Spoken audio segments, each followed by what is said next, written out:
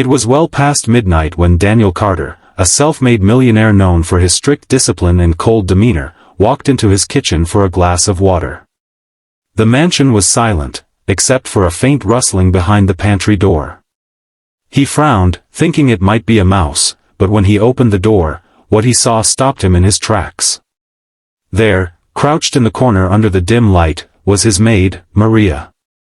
Her uniform sleeves were rolled up, and she was quietly eating scraps from a plate he recognized from dinner, his leftovers. Her hands trembled as she froze, eyes wide with shame. "I'm sorry, sir," she whispered, quickly setting the plate down. "I didn't mean, I was just hungry." Daniel didn't say a word. He just stood there, watching her lower her head, her eyes welling with tears. She wasn't stealing jewelry or money, just food that would have gone in the trash. After a long silence, Daniel finally asked, "Maria, why didn't you just eat with the staff?" She hesitated, then confessed softly, "The other maids think I'm strange because I save my pay to send home. I didn't want them to know I can't afford to eat here. I send almost everything to my children back in the Philippines. My son needs surgery."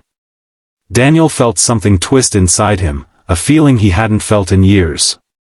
His chest tightened as memories surfaced of his own childhood, growing up in a tiny apartment with a single mother who worked 3 jobs to keep food on the table. He left the kitchen without another word.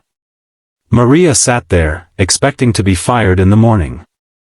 But the next day, something unexpected happened.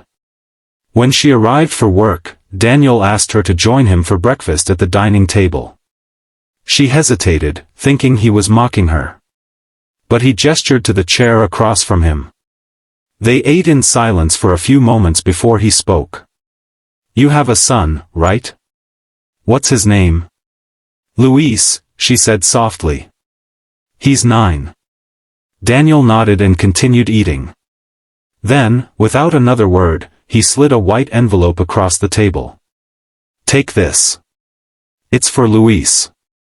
Maria opened it, and gasped. Inside was a check for $50,000. Her hands shook as she looked up, speechless. "Sir, I can't accept this." "Yes, you can," Daniel interrupted gently. "Consider it a loan. No interest. No pressure. Just, get your boy the help he needs." Tears streamed down Maria's face. She tried to thank him, but words failed her.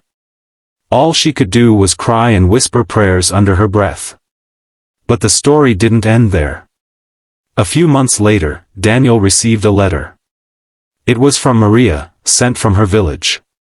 Enclosed was a picture of a smiling little boy, standing strong and healthy. The note read, "Luis is alive because of you. He prays for you every night.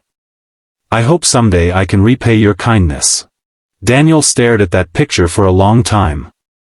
And for the first time in years, he felt something he hadn't in a long while, peace. That night, he sat in the same kitchen, now with a warm cup of tea, thinking about how life had come full circle.